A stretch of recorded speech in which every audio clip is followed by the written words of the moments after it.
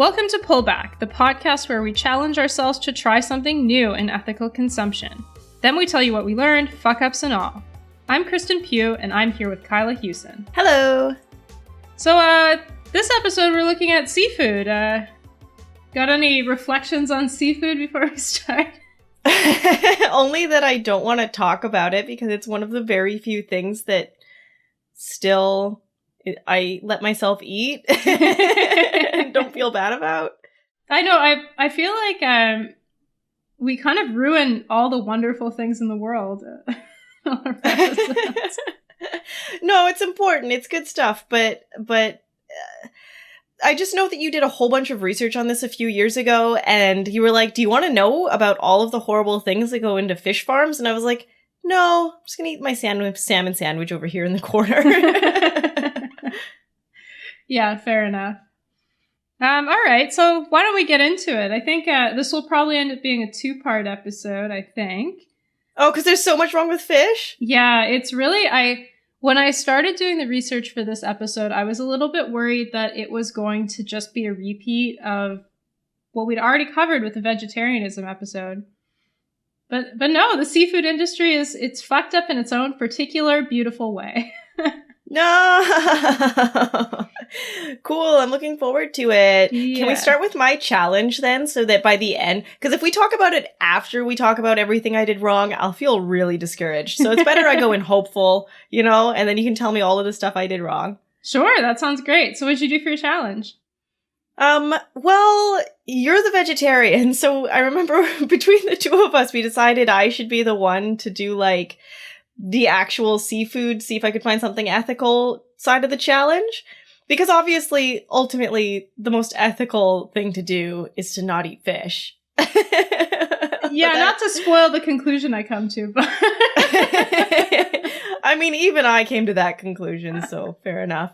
But I decided to challenge myself to see if I could find an ethical fish, basically. And what I decided was that, based on the very limited reading I did, if you go to the bottom of the food chain, it's usually better. Yeah. So I went and bought some anchovies, because I love anchovies. So that was good. Except they came from Spain and they didn't have an MSC logo or anything on them. So I don't know if that, they're not local and maybe they're overfished. I have no idea. So that wasn't great.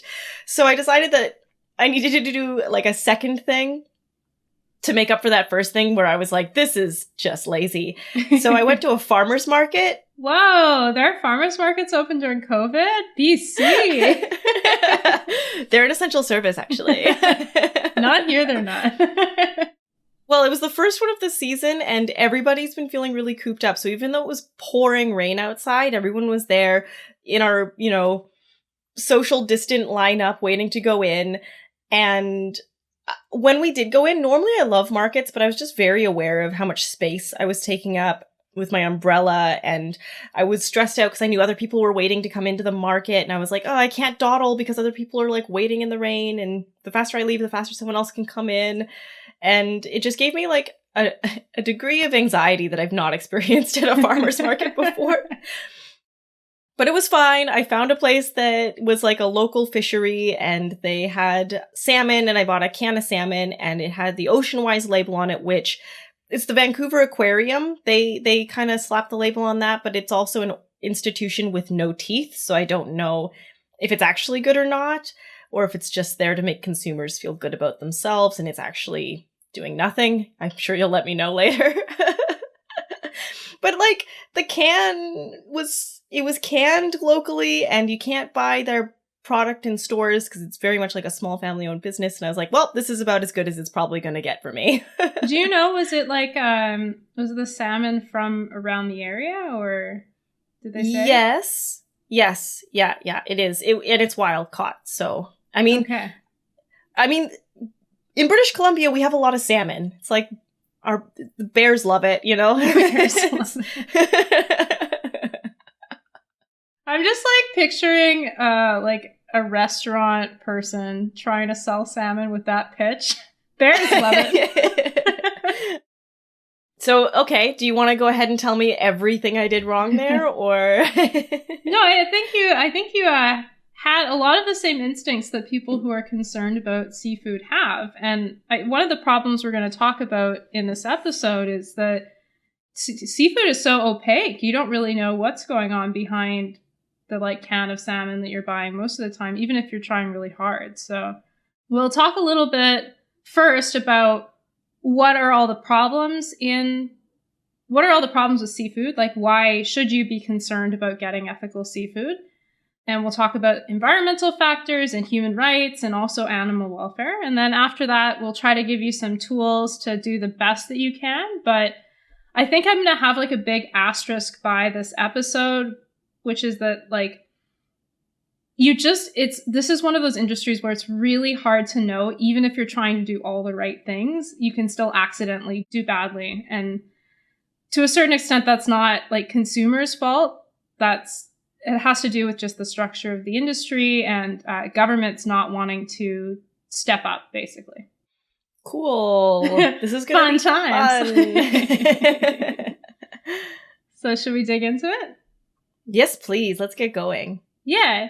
So I think, Kyla, you've told me in the past that seafood it's sort of one of the most common proteins that you eat.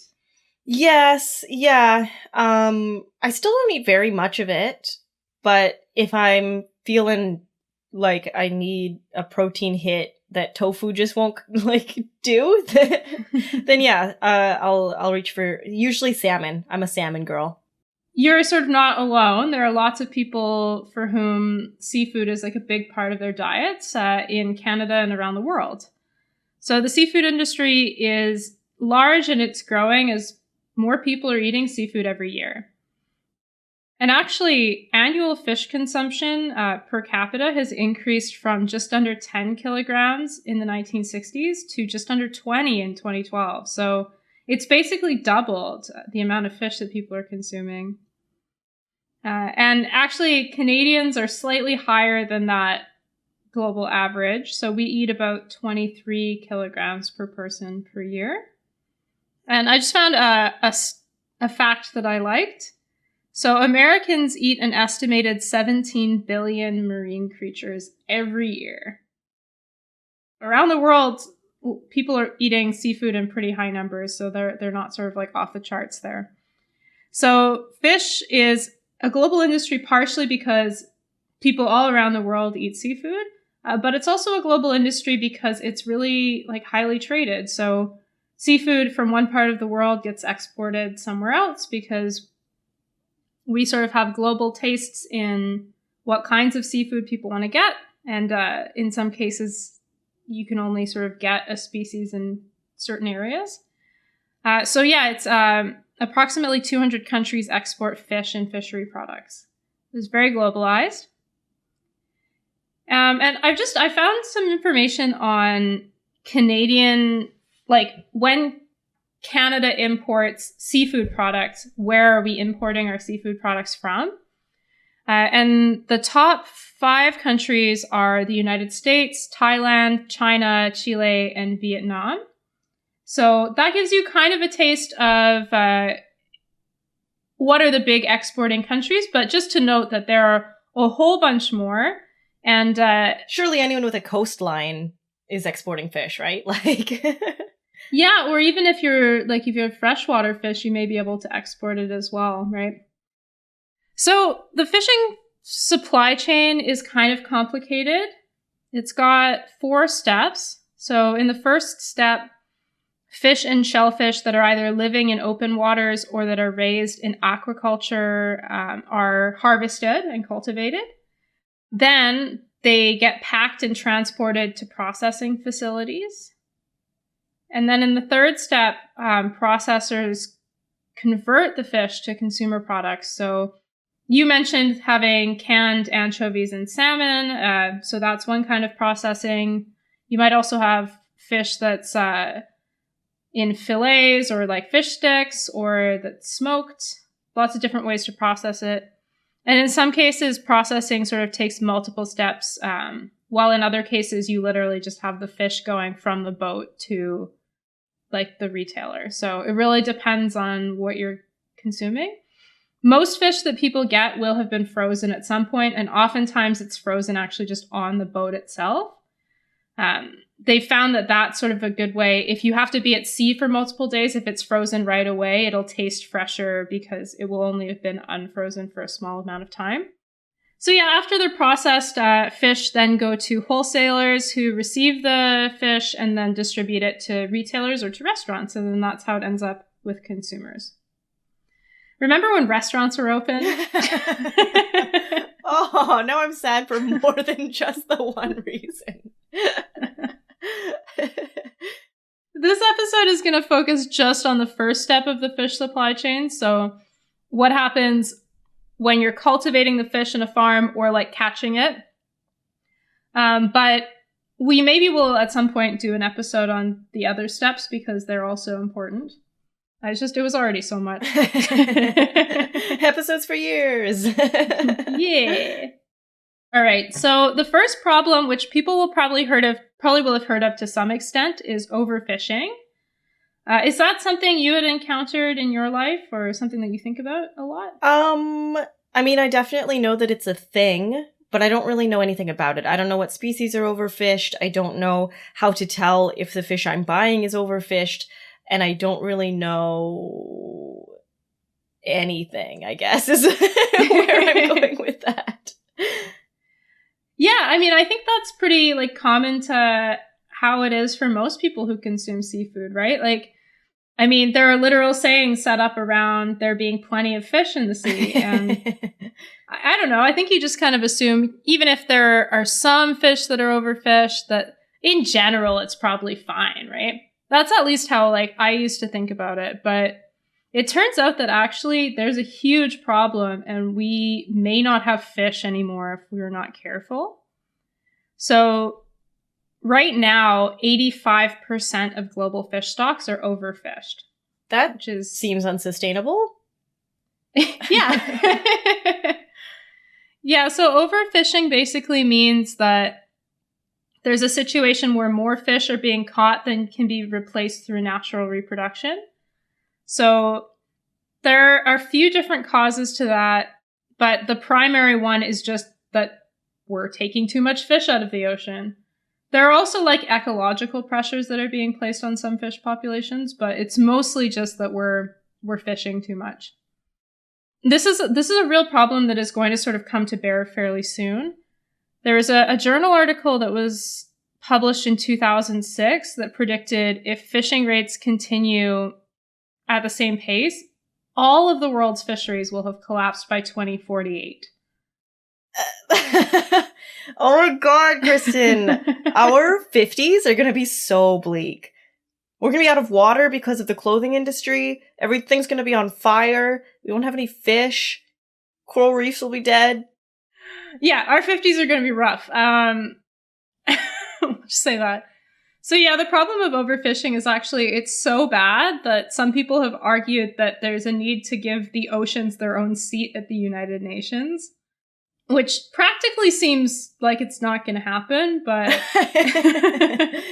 But also, yeah, it's a good way to describe hey, this is how bad it is, guys. Yeah, I think the idea is that the oceans need to have a vote in some way, which is kind of an interesting argument. But anyway, so the global ocean is really important in supporting all life on Earth. We know it's a carbon sink, which is one thing, but also oceans cover 3/4 of the planet and they contain 80% of all life.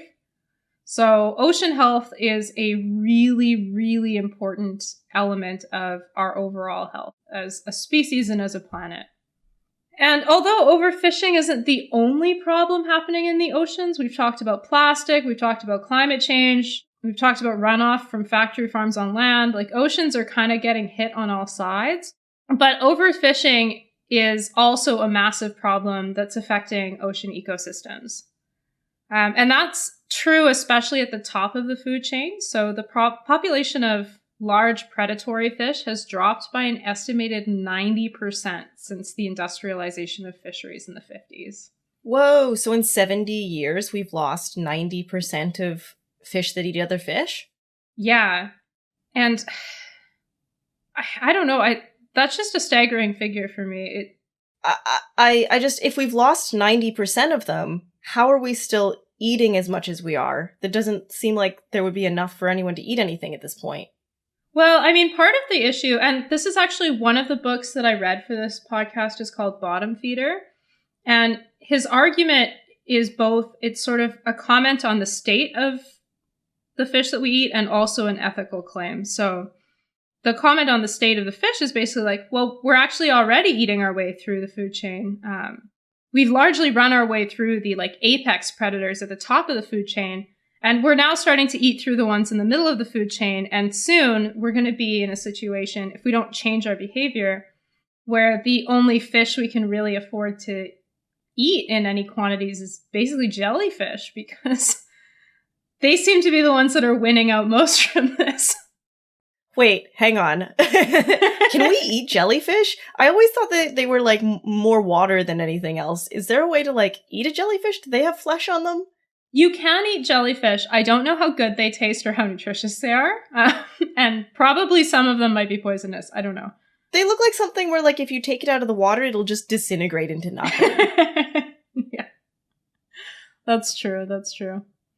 But yeah, apparently you can eat jellyfish. We just typically haven't because they're not very tasty. But we're eating our way through all the more valuable fish, and soon it's going to be jellyfish for everyone. It's this guy's argument anyway. Okay.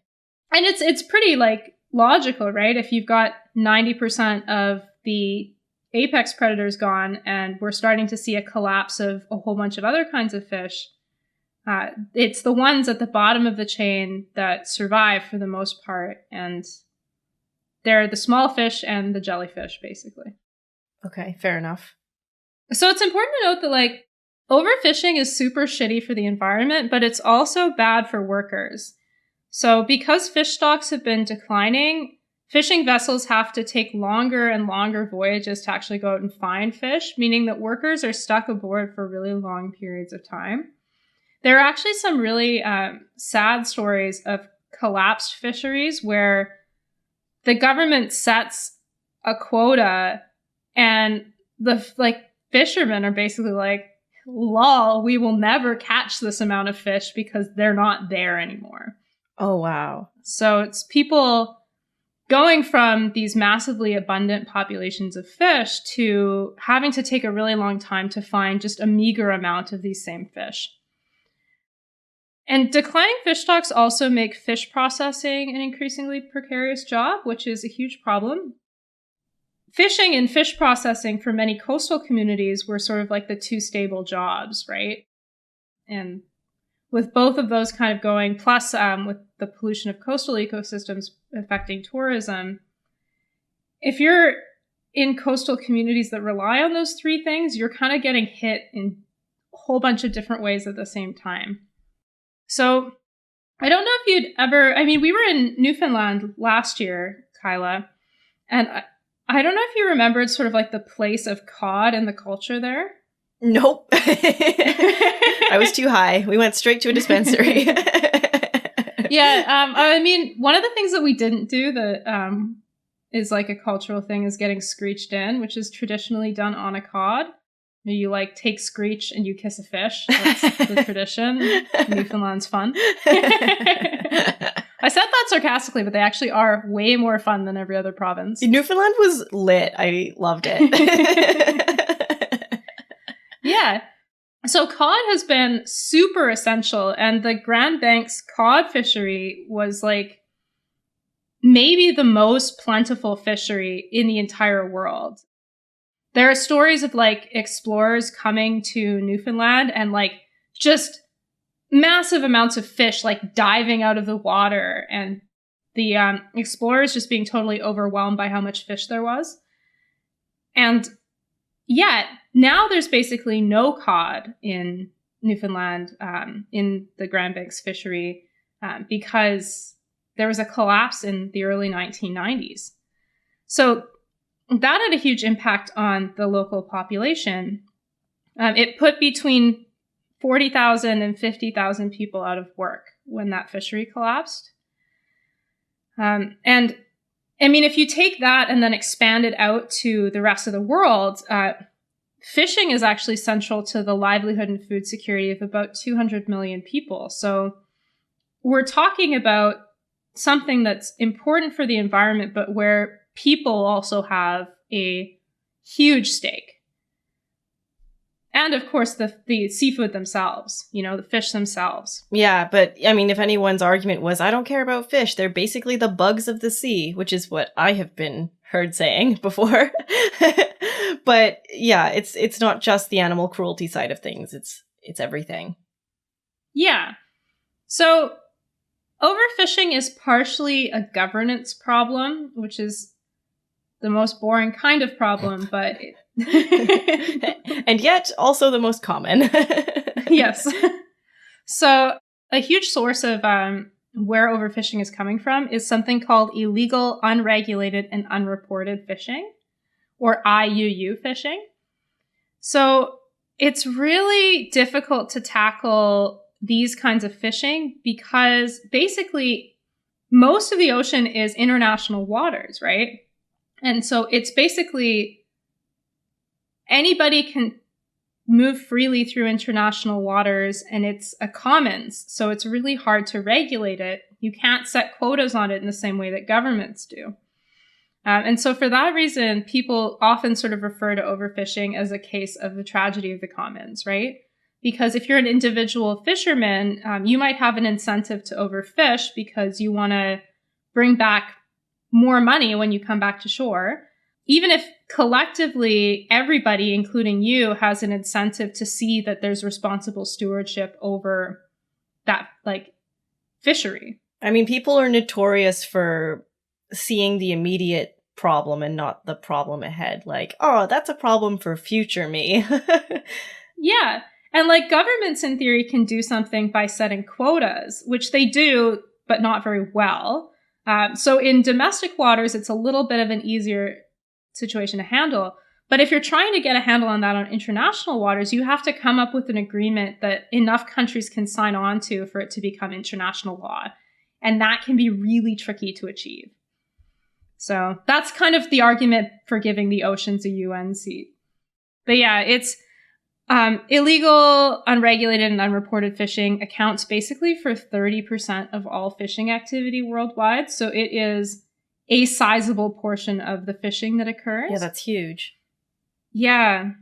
And part of the connection with that is because so much of the fishing that happens is unregulated, illegal, or unreported, you then create a situation where you can have a lot of fraud that happens. And so seafood fraud is the next thing that I want to talk about. How confident do you feel when you get fish that you're getting what what you want? Well, seafood fraud is a thing I do know is a problem. That is one where I'm I recognize that. So not super confident, but mostly I eat salmon, and I feel like there's not a lot of other things that can masquerade as salmon. So oh no.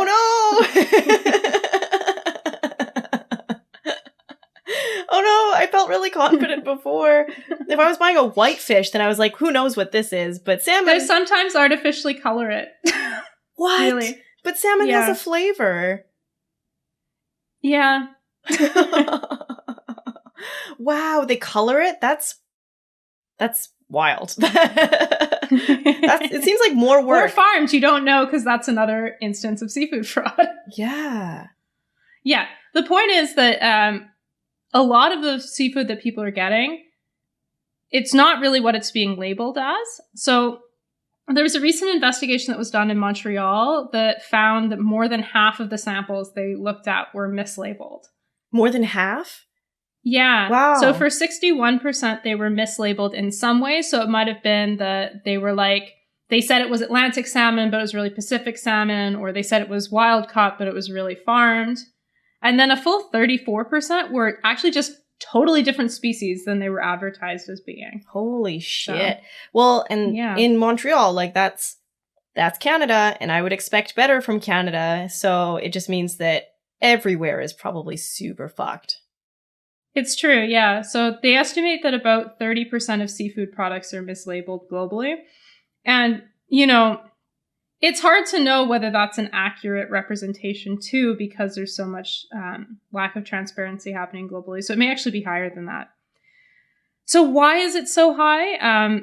As fish markets have globalized, so too have the supply chains for fish. And the result has been a sort of notoriously opaque system where weak governance allows for seafood fraud to just sort of go wild. And I mean, another important aspect of it is that consumers just don't really know much about seafood. And seafood's such a wide category of animals that, in American supermarkets, there are something like 350 different species that are sold as seafood. So, it's unreasonable to expect consumers to have memorized all of those. Yeah, I mean, I can't tell the difference between fish at all. So, yeah. I thought I recognized salmon, but apparently not. Yeah, so seafood fraud's pretty easy. I'm going to go through a couple of the common ones. But before I do that, I want you to just Google monkfish for me. Okay.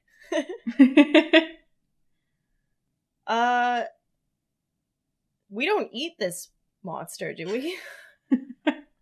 Can you describe what you're seeing? This might be the ugliest fish I've ever seen. This looks like it's okay. First of all, it's okay. How do I describe this? It looks like a thumb that is 50% mouth. like if a stingray had a baby with a nightmare and it just came out as just this wrinkly gray tooth machine. What is this thing? Yeah, that's a monkfish. Another important thing to mention about monkfish is it's got like a little antenna with like flesh. That's how it hunts.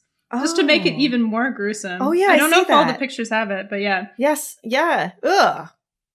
Yeah, so they basically, like, the little flesh, like, hangs from this antenna, and it's supposed to attract smaller fish that are going to try to eat it, and then it, like, snaps them up. That's like the fish in Finding Nemo. You remember that one? Is that a monkfish? No. That's the one where they, like, it's dark, and the thing has a light on its head, and... Oh, no, that's an anglerfish. Why do you know so much about fish? For this episode, Kyla. Oh, yeah. She learned all 350 species of fish. I definitely did not, but I did research some of them because some of them are pretty gnarly. Did you just look up the ugliest fish? I just Googled pictures of anglerfish, and they're even scarier than they were in Finding Nemo. They genuinely look exactly like that cartoon. I thought they'd exaggerated the look of it because, like, it was a cartoon, but this doesn't look like a thing that should be real. Yeah, I think anglerfish exist, like, at really deep depths. But anyway, as far as I know, we don't eat anglerfish, but maybe we do. Monkfish, though, are oftentimes passed off as lobster. So it was one of the reasons I gave it to you. Oh. They don't look at all like lobster, but apparently they taste somewhat similar. What is the rule? Like, the uglier the fish, the tastier it is? Wow.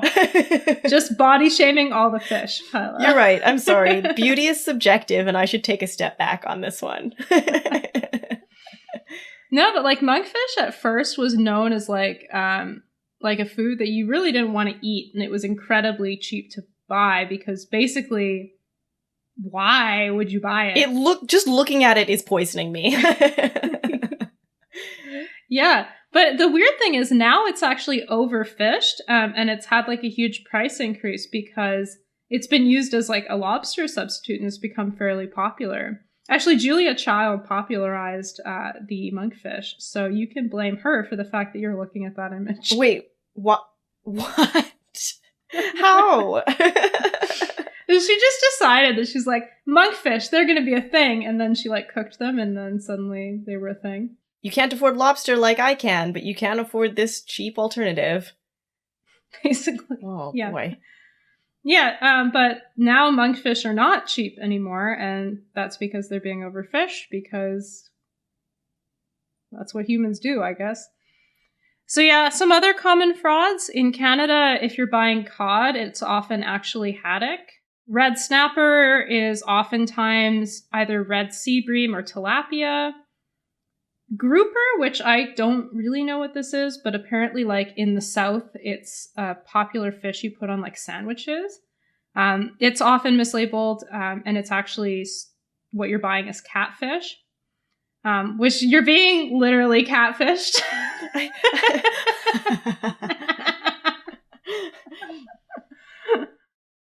Yeah, and the last one is quite often, if you're buying something that's labeled as wild caught, it can actually be farmed fish. So even if you're trying to be really good, you can get fucked. How did they get away with that? That is so slimy. Yeah, it's, basically it's just unregulated. So actually, fish products are less regulated than even like land-based animals. So the shit that goes on in the seafood industry, in a lot of cases, would not get a pass if it was like cows or chickens or pigs. Well, that's because land-based animals exist inside of governments and fish do not. So I guess, how are you supposed to control that? Yeah, I think it's also because, factory farming is a nightmare. So I'm not going to say that like land animals have it good. But I think people do often think of fish as like a thing that's so dissimilar from themselves that they don't really care what happens to them. So, all you have to do is look up the picture of a monkfish to recognize why people feel that way. Yeah. Also, it's like fishing is kind of more like hunting for the most part than it is like farming, although that's changing really quickly. So to a certain extent, maybe that's partly why it hasn't been regulated as much. I don't know.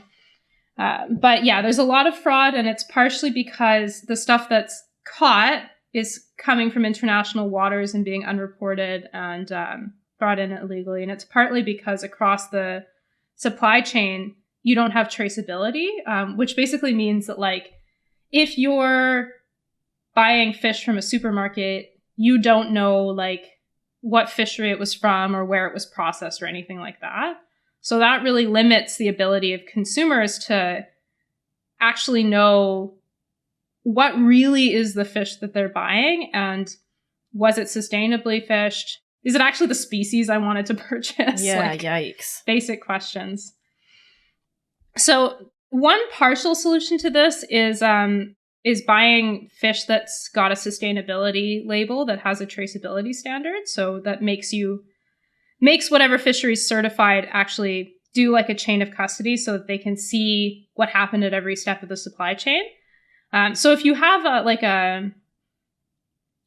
sustainability label that is a good one, that's on the fish that you're buying, you have some sense that what you're buying is actually what you think you're buying.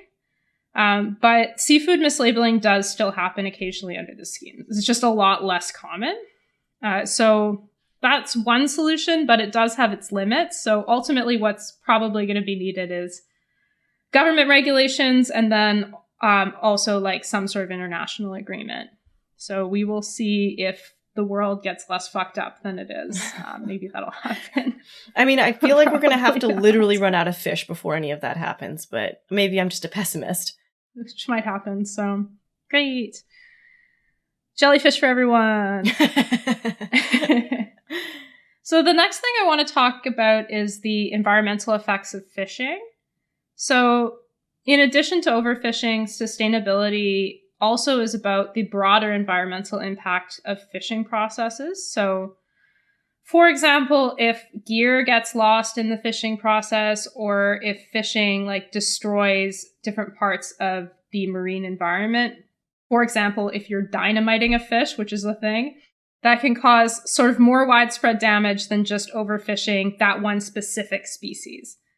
Yeah, because then you're killing everything that happens to be nearby, right? Like, yeah, and possibly like some fishing methods just completely fuck up coral irreparably. So stuff like that. So commercial fishing gear is becoming a lot more efficient from one perspective, but also a lot less efficient from another perspective.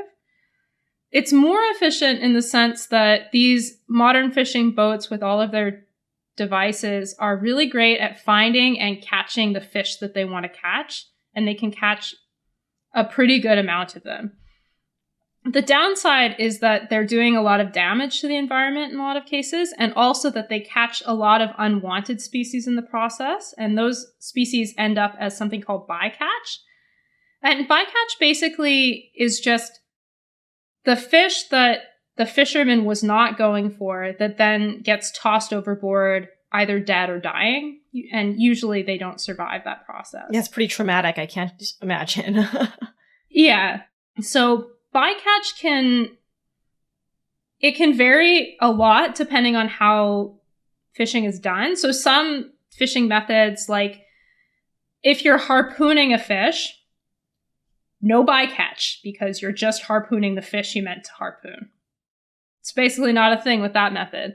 But there are other methods where bycatch can be a huge problem. So, for example, in the case of shrimp trawling, so I'll talk about what trawling is a little bit more, but in that specific example, the bycatch ratio is 14-1. So for every one thing that you want to catch, there's like 14 other things that you're killing. It's not at all sustainable, in addition to like the disregard for life that it involves.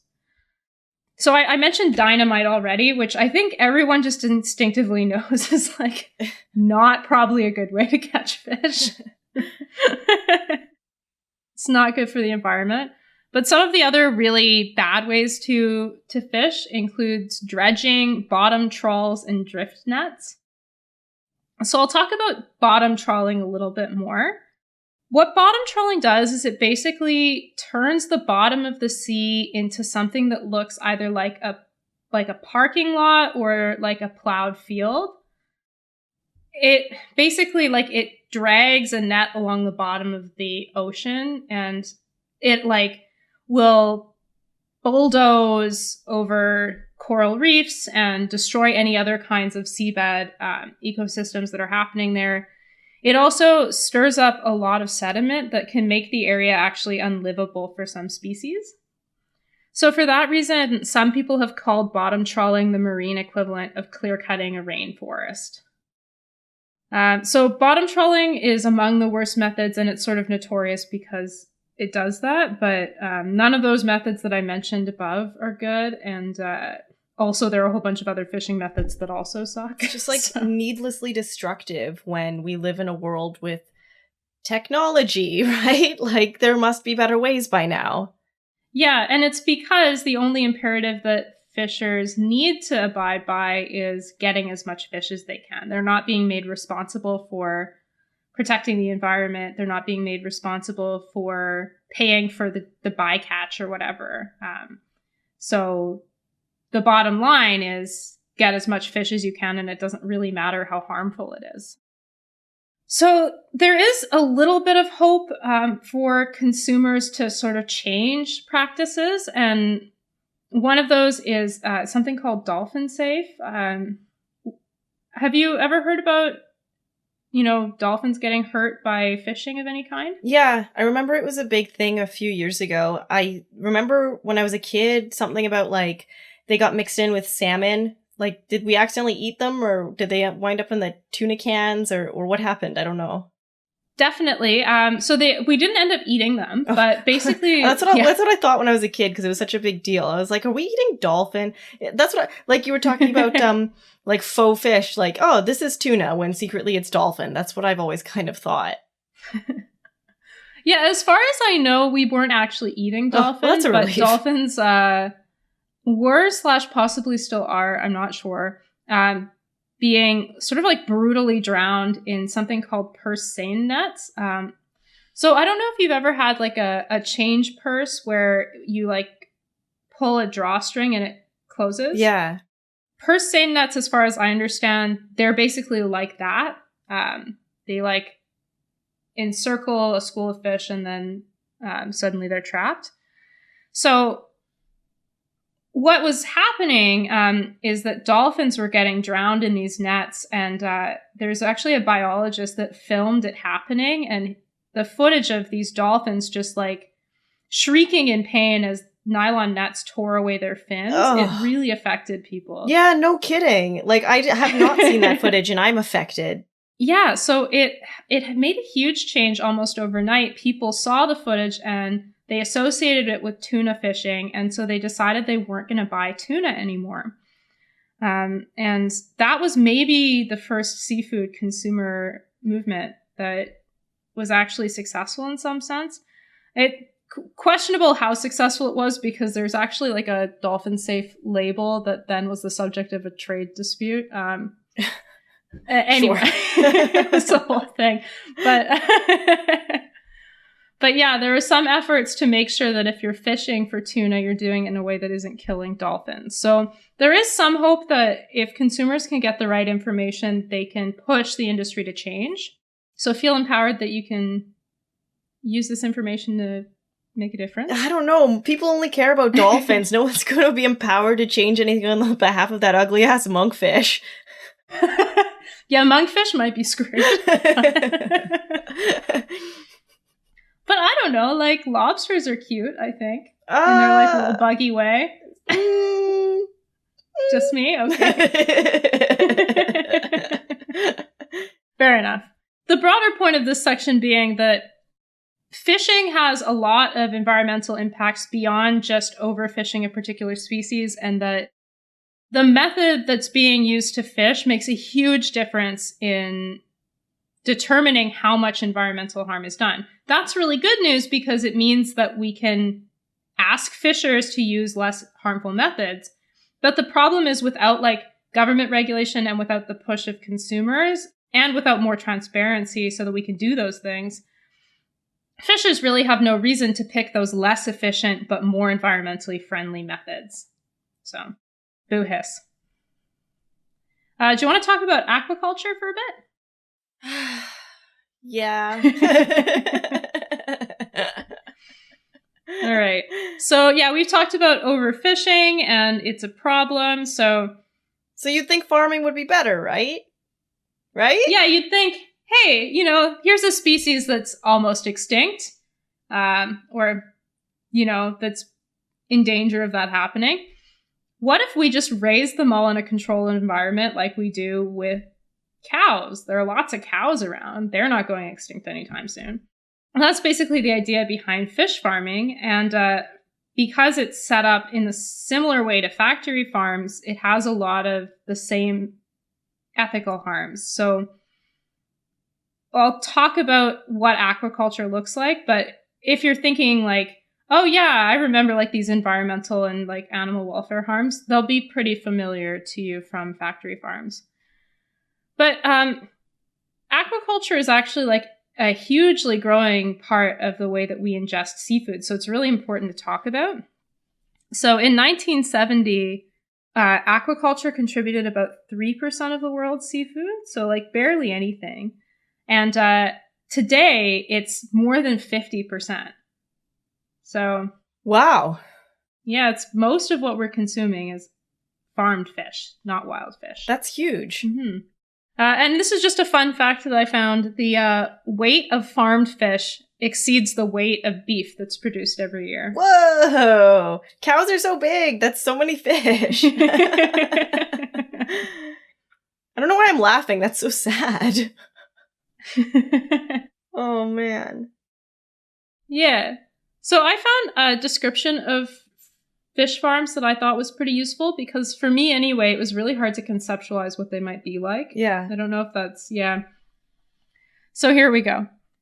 In the fjords and coastal inlets along the coast of Norway, Britain, Iceland, Chile, China, Japan, Canada, the United States, and many other countries, cages or nets that may be more than 200 feet long and 40 feet deep have been lowered into the sea and secured to platforms from which workers feed the fish.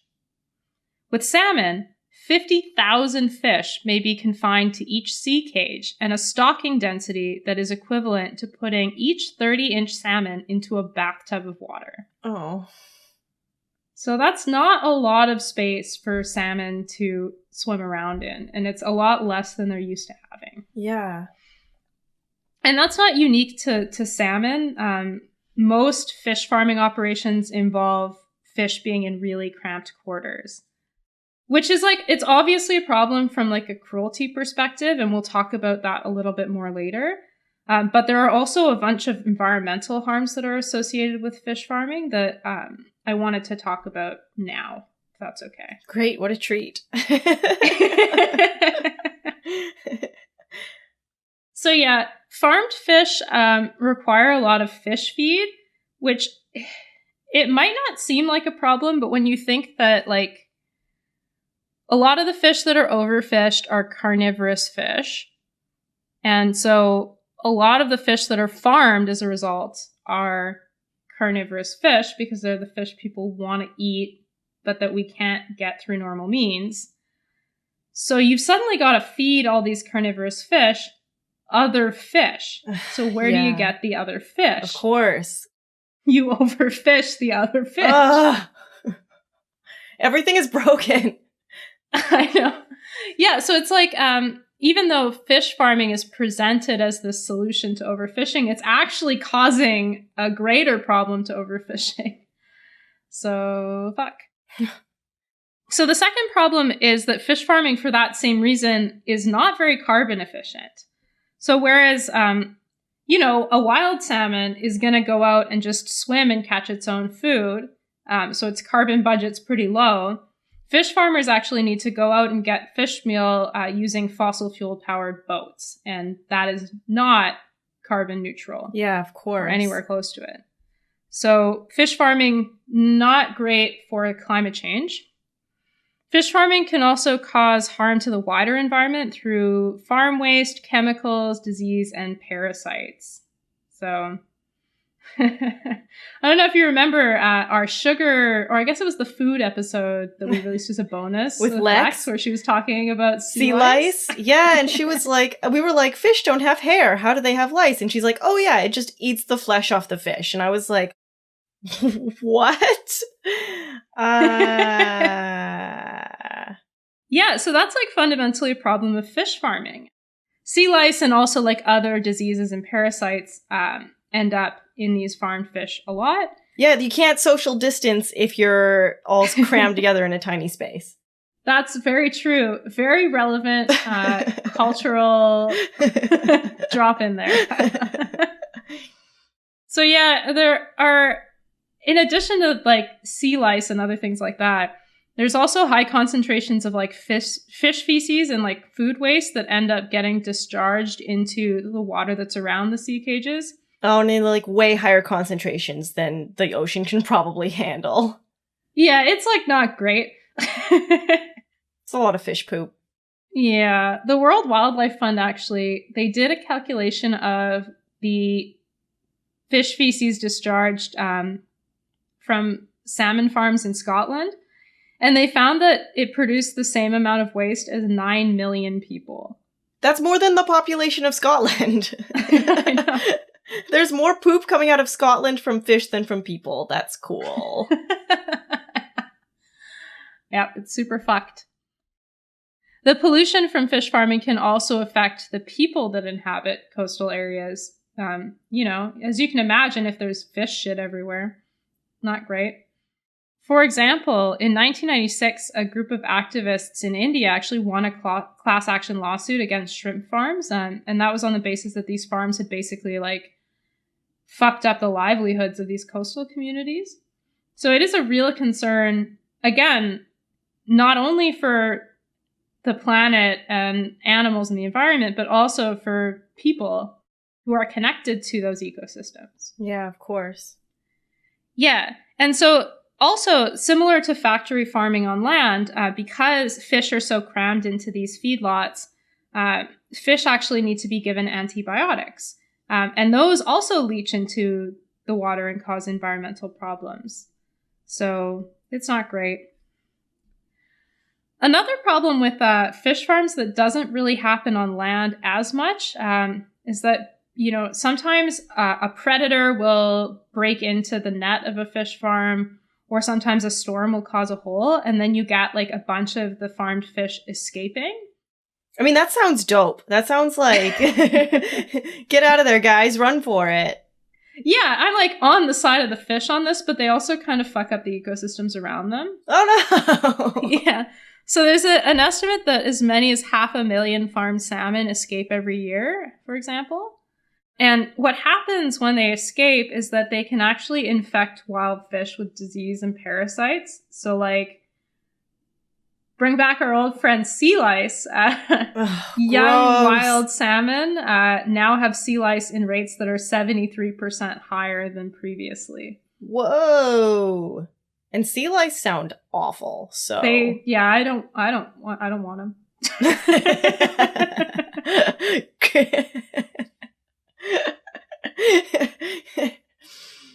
I mean, yeah. Yeah. Pullback against sea lice. Controversial from an anti-sea lice podcast. So some kinds of aquaculture operations are better than others. In fact, oyster and mussel farming seem to be relatively benign. So if you're looking at getting either of those farmed, you probably don't have too many issues with it. And in fact, like because oysters and mussels, they like filter things like algae out of the water. They basically clean the water. So there's an argument to be made for actually like you should have a bunch of oyster and mussel farms because they would potentially clean up really polluted water areas. But they seem to be like the exception to the rule, that mostly fish farming is really shitty for the environment. So those were the only examples of good fish farms that I could find. For the most part, they just wreck things. Sure. Yeah. So I think at this point we should maybe wind down and and switch to part 2. Yeah, definitely. I need to go lie down after this, so that's perfect for me. Do we have a call to action? I mean, this was a pretty bleak episode with not a lot of positivity. I don't know if is there anything anyone can do about any of this? I guess maybe tell your MP that you want the oceans to have a UN seat. That's always our call to action. Email your MP. So I'll go do that, and then I'll lie down, and then we'll record the next part of this episode, which will hopefully have a little bit more in it for consumers that like we can pay attention to be better. It definitely will. Yay! Yeah. Great. So you guys can tune into the next episode. You don't want to just end on this one because it's just halfway through a very sad story and you gotta just keep going, right? Get through it. Yeah, and there's so much more gruesome description of fish deaths that we have yet to talk about. Perfect. You guys need to join in for that so that I am not alone in experiencing this knowledge. If you guys want to reach out to us before that episode comes out, you can hit us up on Twitter at Pullback Podcast. We are also on Facebook and Instagram, but we're a little bit more active on Twitter. So if you want to add us, we are there. And we don't yet have TikTok because we're too old. Oh my goodness. Okay, thanks for listening, guys. We'll catch you on the next one.